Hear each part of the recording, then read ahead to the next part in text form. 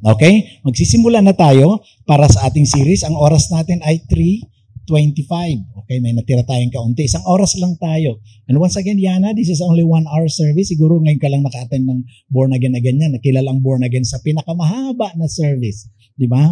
Pinakamahaba. Pero igsian lang natin para at least may time kayo mag-fellowship. Gusto ko lang ipakilala sa inyo, maging sa hello, welcome sa ating mga online viewers, sa ating Facebook page, sa ating Instagram and YouTube, na we are the 211 Ministries. Ang 211 nakaling yan sa Philippians 2:11, nang ibig sabihin, every knee shall bow and every tongue confess that Jesus Christ is Lord. Ibig sabihin lang na lahat ng may tuhod ay luluhod kay Christ. Maari ngayon hindi pa, pati problema natin, even Satan, every knee will bow and every tongue confess that Jesus Christ is Lord.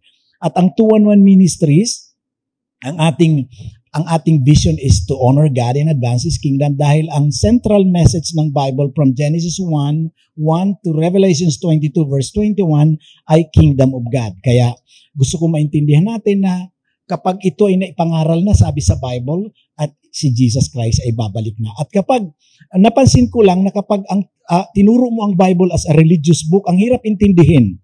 Pero ngayon, meron tayong pag-uusapan, pag tinuro mo ang Bible as kingdom of God, yung government ni God, mas madaling ipaliwanag ang mga, at nagkakadugtong-dugtong sila. Okay? So, today, our goal is to honor God and advance His kingdom, not to advance our church. Kasi hindi naman ang goal ni Jesus Christ, nag-build siya ng church, nag-raise siya ng church, or mga group of believers para mag-advance ng kanyang kingdom, not the denominational government. O, yan na, lagi nating tatandaan. Kaya marami nag-aaway-away ngayon kasi ang ina-advance nila, pangalan ng church nila.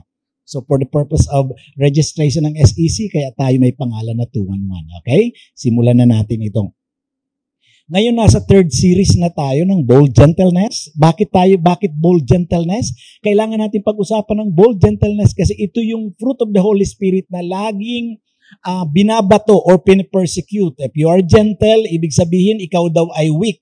Napakahina mo. Kapag ikaw ay nagmamahal, nagsasubmit ka sa asawa mo, you're weak. Kapag ikaw naman tatay, ikaw naman husband, mabait sa tahanan, Andres ka, you are weak. No. Dapat tayo maging bold, gentle dahil ang dami nito. Ang dami nating matututunan. Actually, this is the fourth.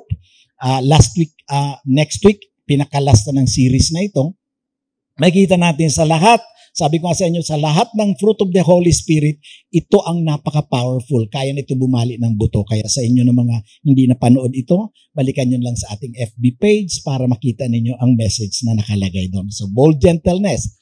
Makita natin yan sa Galatians chapter 5, verses 22 to 23. But the fruit of the Holy Spirit is love, joy, peace, patience, kindness, goodness, faithfulness, gentleness, kahinahunan, and self-control. Against such things, there is no law. Bakit wala ng batas na nakakasaklaw dyan? Kasi yan ang batas ni God, even sickness, even diseases. Kaya marami nagkakasakit dahil tayo ay nagbabiolate sa salita ng Diyos. Nakadesign na lahat ni God. Kaya nga, we are all destined to the purposes of God, but if we are trying to run on our own thing, dyan tayo sumasabit. So, don't violate the law of God kasi ikaw din naman ang mahihirapan. Okay?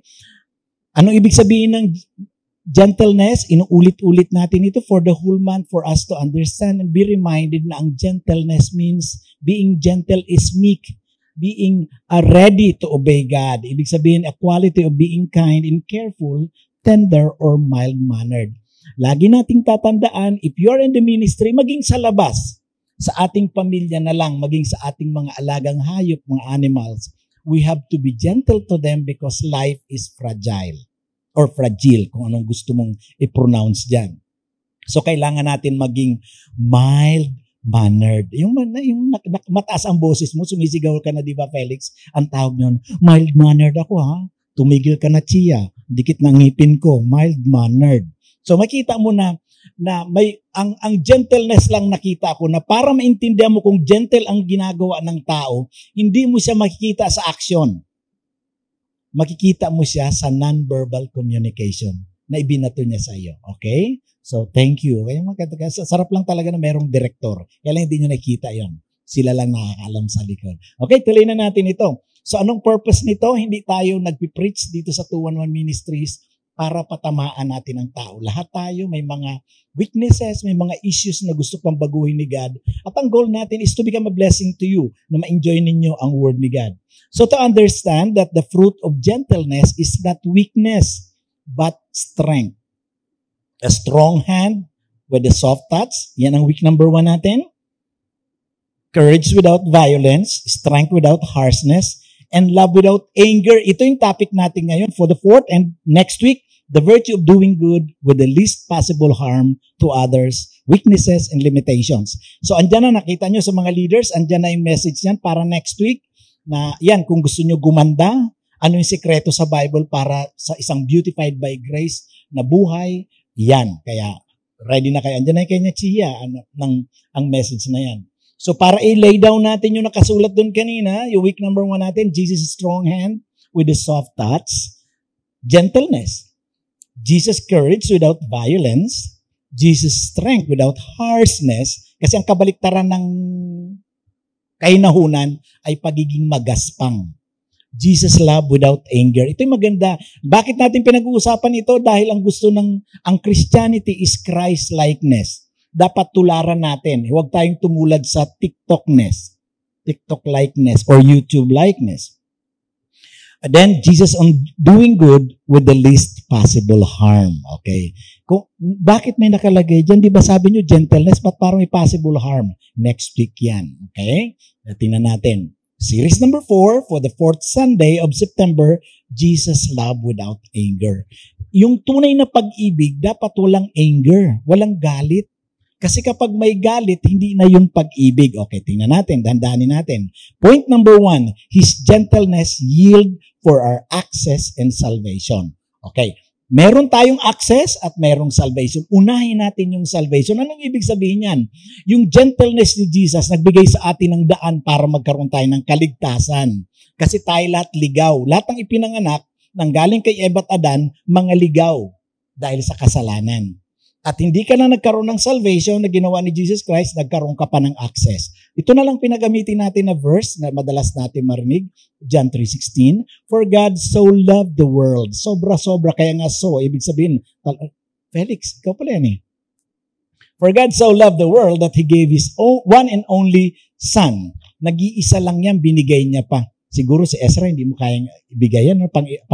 Pangatlo na yan, pero ang hirap ibigay ng anak natin. Dahil lang sa nagkasalang iba. Kumbaga parang may ikukulong na isang tao, ipalit mo yan. O si Chia na lang ipalit natin, ilalabas natin yun. Di ba ang hirap gawin yan? Pero makita nyo yung gentleness, yung love ni God. For God so loved the world that whoever believes in Him shall not perish but have an ever.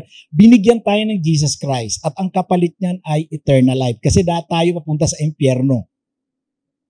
Eternal damnation or eternal punishment. Tandaan natin, ang kamatayan ay hindi ibig sabihin pagtigil ng buhay. Paglilipat lang yan. Either to eternal life or to eternal punishment. Mas mahaba ang punishment at mahaba ang sa next life dahil lumilipat lang tayo. So dito makikita nyo na hindi rin si God, gentle din siya. Hindi kanya pinilit na paniwalaan siya. Kaya nakalagay dyan, whosoever. Whoever. Sino ang gusto sa kanya? Kaya tayo mga kapatid sa 211 Ministries, hindi natin pinipilit. Marami akong tinuturuan ng Bible, marami akong Bible study or discipleship group. Pero sa kanila, Pastor, gusto ko ito. Sige, okay lang yan. Kaya lang siguraduhin mo bago ka mamatay, makilala mo si God, makabalik ka dahil ang hirap ng eternal punishment kumpara sa eternal life. So, anong pinag-uusapan natin dito? Kung totoong walang anger si Jesus, love without anger, ang taong may galit sa kapwa, hindi nagre-regalo. Sino sa inyo yung may atraso sa inyo? Nagagalit ka kaopisina mo at tuwing pupunta ka sa pasok ka na umaga, nagbibigay ka niki ng regalo. Kinaiinisan mo ito ha, magbibigay ka pa ng regalo. Di ba lahat tayo makasalanan sa harapan ni God? Ang titigas ang ulo natin na dapat papunta tayo sa impyerno pero binigyan tayo ni God ng chance. At yan si Jesus Christ, ang kabayaran ng kasalanan ay kamatayan, siyang ibinayad para tayo maligtas. Yan ang salvation. Yan yung gentleness ni God na gusto rin ipakita sa atin ni Lord na pwede niyong gayahin ito. Rather na explain ko sa inyo kung anong gentleness, this is a good example ng Christ-likeness. Pinakikita niya sa atin at gagayahin natin. At mga kapatid, gusto ko lang iklaro sa bawat isa na pag pinag-usapan natin ang salvation, which is marami, tinanggap ko na si Christ kaya okay lang, inaantay na lang nila mamatay para pumunta sa langit. Merong mga benefits.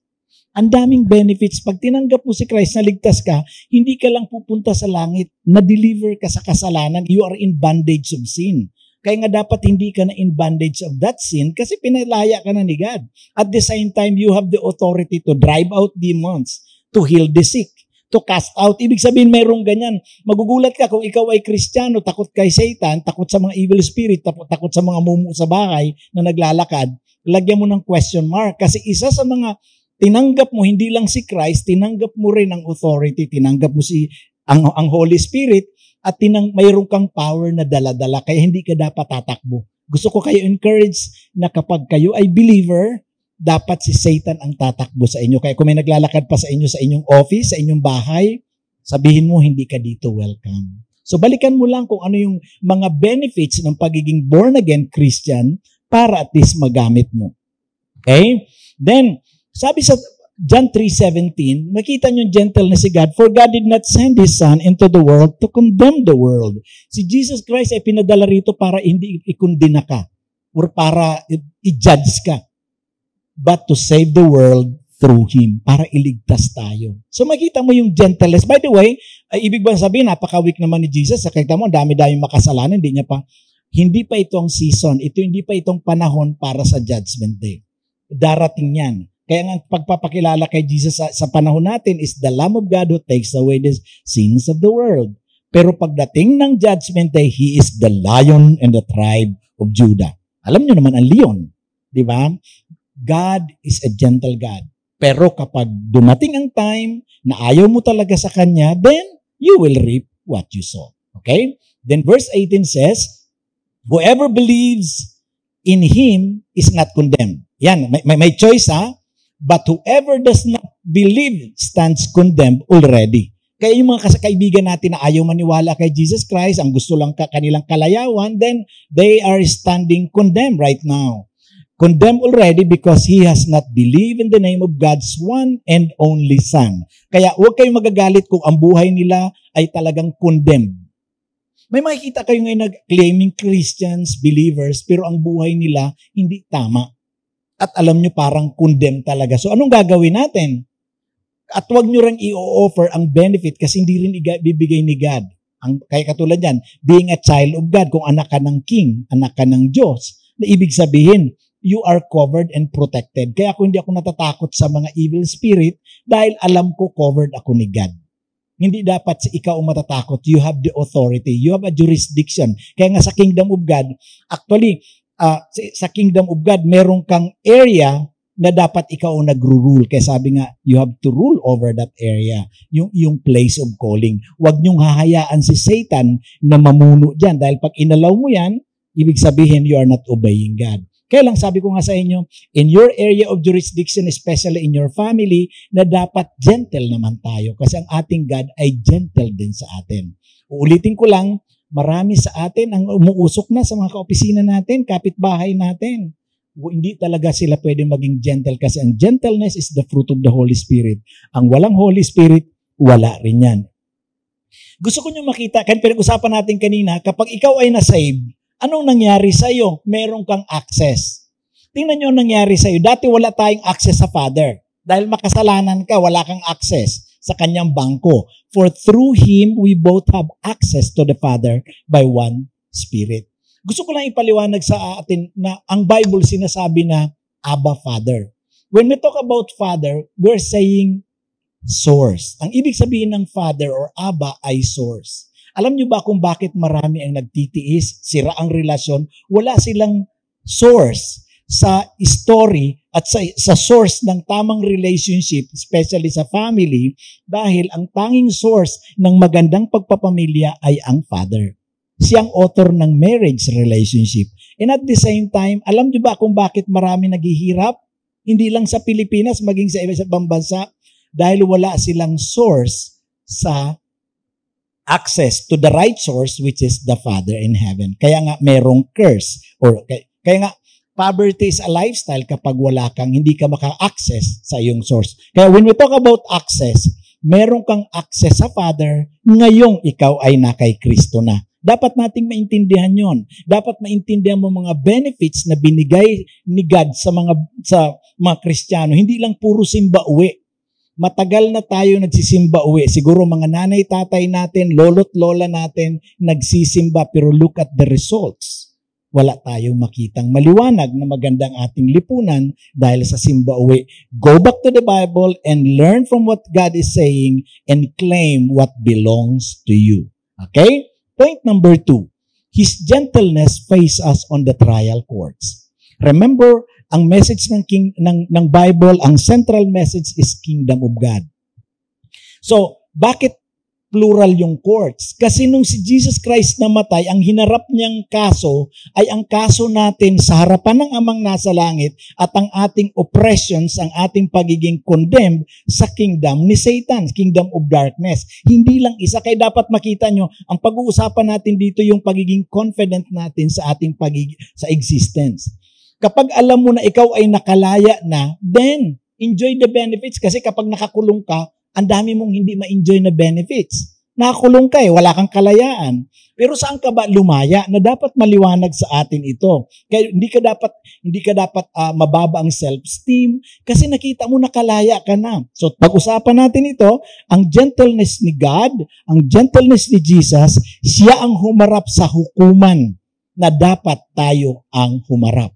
So, pansinin nyo ito, gusto ko lang banggitin ninyo ito, i-explain ko ito sa inyo in the Kingdom of God context na verse. Hindi ito ang the usual na interpretation nito, kaya medyo bago ito para sa ilan. I write these things to you who believe in the name of the Son of God so that you may know that you have eternal life. So, na kaninong eternal life? Na kay Christ. Wala sa pagsisimba. Wala sa pagpapakabait. Wala sa pagpapakasipag. Kaya kahit anong simba uwi natin, kung hindi natin naintindihan ang sabi ng word, wala din tayong mapapala. So that you may know, dapat natin maintindihan yan.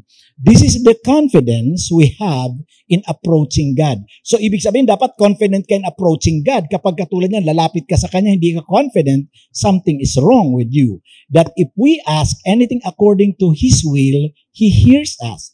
Mga kapatid, gusto ko lang ipakita sa inyo rito, itong verse na ito, kapag religious ang tao, ang explanation nito, ang interpretation nito ay more on pakabig sa sarili niya.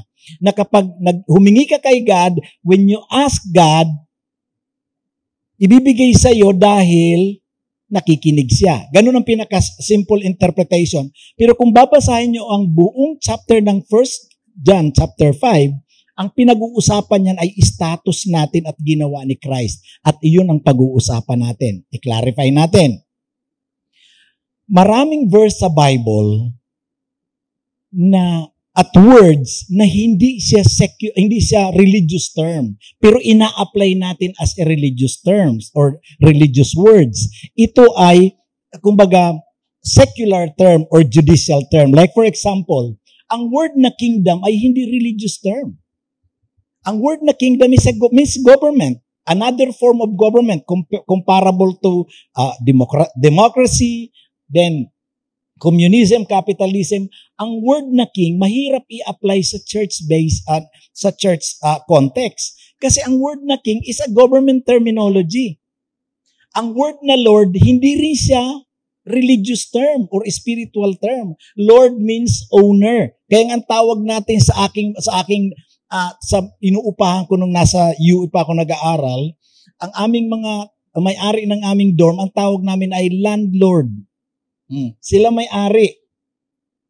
Then meron ding word sa Bible na advocate sa Timothy, nang ibig sabihin lawyer. At meron ding term sa Bible na madalas natin ito alam nyo ba na ang word na prayer ay hindi religious term? Ang word na prayer ay judicial term. This is a judicial term, hindi, secular term ito, at hindi ito, ngayon katulad yan, pag hindi natin naintindihan kung paano ginagamit yan, dapat natin intindihin. Ayan, no? The Bible is full of secular and judicial terminologies or government words. Kasi nga, kingdom of God, ang tinuturo ni God na dapat tayo ay nasa ilalim ng kanyang paghahari. So, tingnan natin, observe natin itong verse. This is the confidence we have in approaching God that if we ask means prayer. Prayer means petition. That anything according to His will, He hears us. So, ulitin ko, prayer, the word pray, asking, is petition. If you, may confident ka, na kapag lumapit ka kay God at humingi ka, nagpetition ka sa Kanya, anything according to His will, He hears us. Sinasabi niya, akong humarap sa iyo sa hearing. Kumbaga, ang word na hears, akala lang natin pandinig. Pero ang pinag-uusapan talaga rito sa context ng 1 Corinthians chapter 5 is kingdom government of God.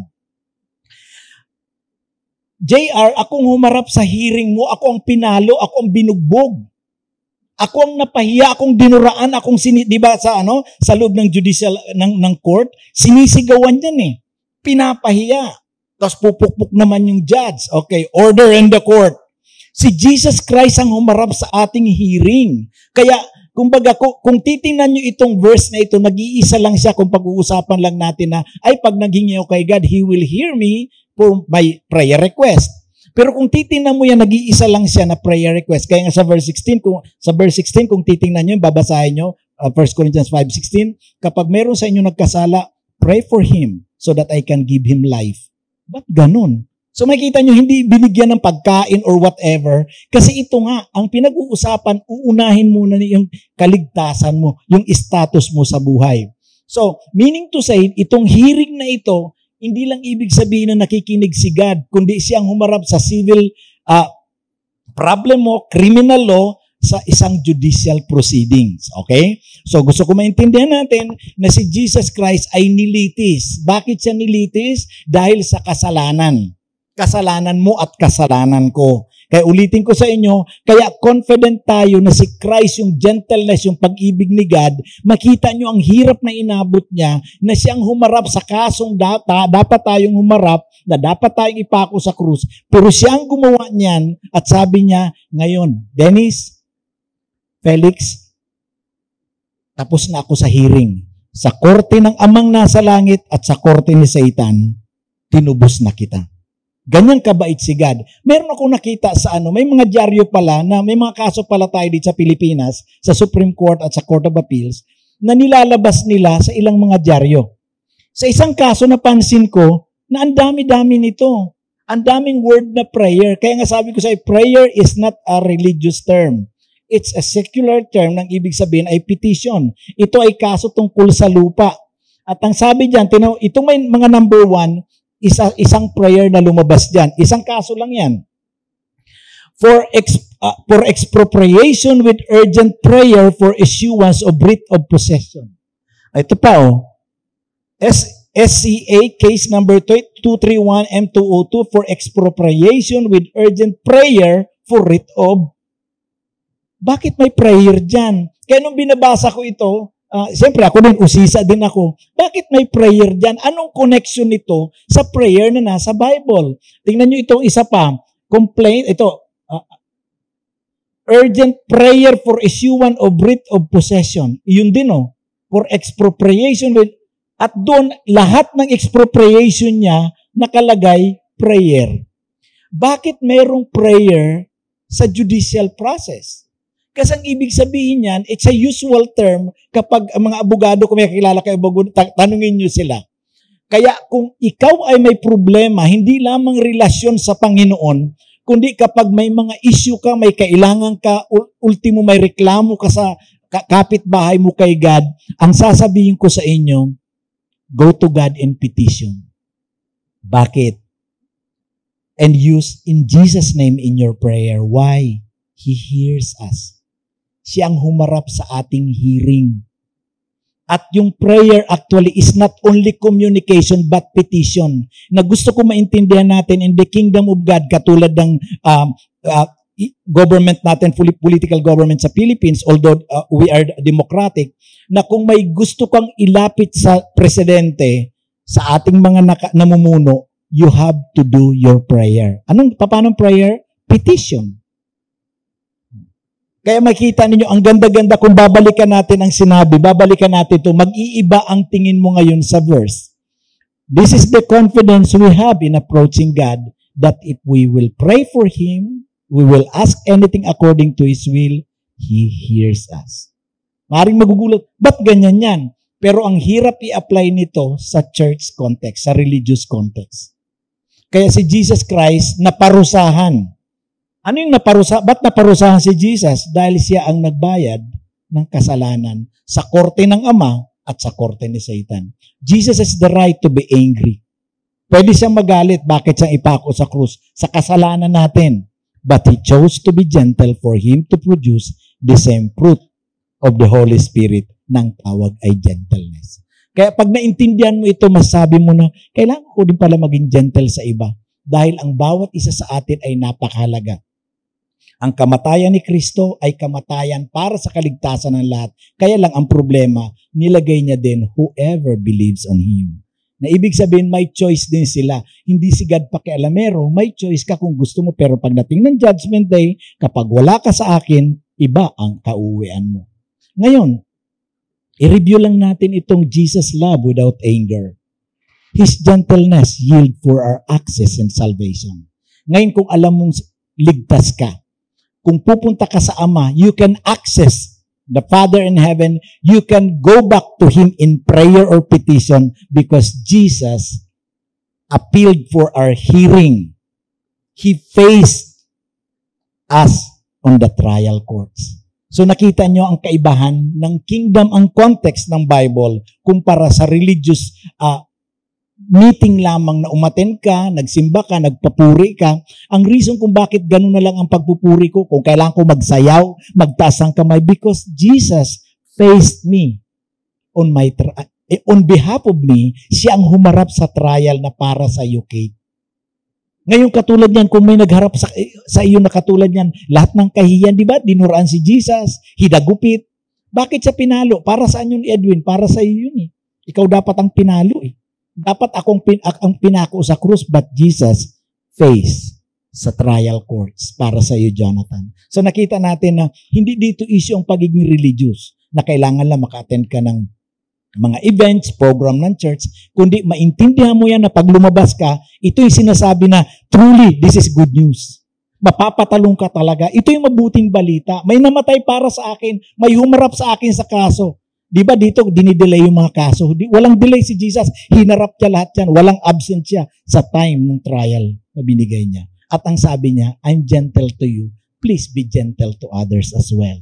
Para sa ating application questions, anong narinig mo sa Holy Spirit sa oras na ito? Then ano ang action ng iyong faith dito sa Jesus love without anger?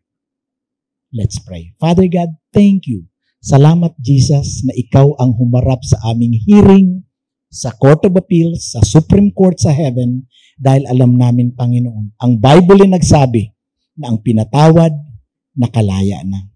Ang pinalaya sa kasalanan, Panginoon, meron ng kapayapaan.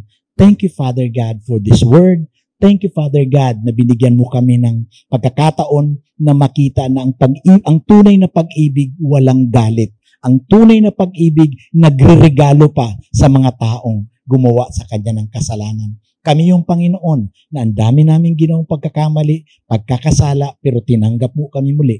At dahil na panalunan ni Jesus, meron kaming access to the Father, maaring na abuso kami, Panginoon, nalamangan kami, Panginoon, but we can come to you for appeal, for a petition, that you will help us, that you can help us, na maging si Satan kahit habulin kami. Alam niya ang aming mga kasalanan sa temptation na ginawa niya sa amin, but God, alam ni Satan, na malaya na kami sa kanyang kulungan. We are no longer in bondage. We are confident in coming to you, and we will go home today. We know we are confident that we are free. And Lord, bless us so that we can share this to others as well, na tapusin na yung simba uwi, kundi maintindihan na ang totoong good news sa Panginoon ay merong excitement at kaya naming harapin ang benefits na ito at ma-enjoy habang kami nabubuhay. Lord, bless us together.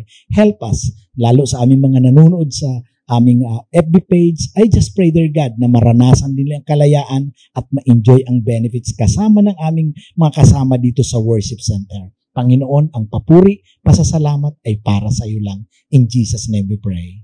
Amen. Palakpan natin malakas si Lord.